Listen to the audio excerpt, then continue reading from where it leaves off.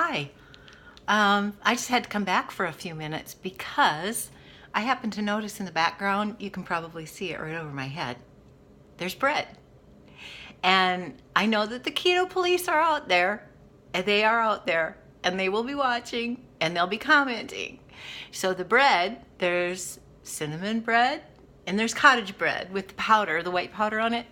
Those are actually for my grandchildren because they're teenagers. They're not on keto.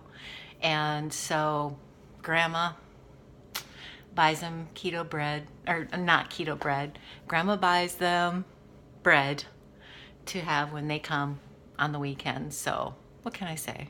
Grandmas have to spoil the kids a little bit, and bread isn't horrible. I mean, I think if you were into doing keto and you slipped up and had a piece of bread with butter,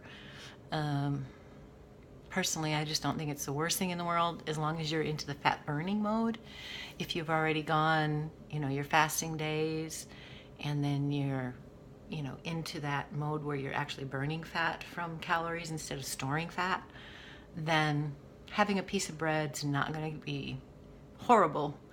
And so I have to admit, I had one piece of cinnamon bread the other day, toasted butter, but it's going to happen.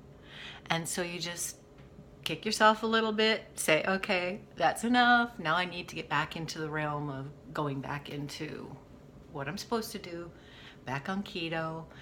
And so anyway, I just wanted to say that's not my bread. That's my spaghetti squash that's over there, and that's going to be for dinner. That's wonderful, by the way.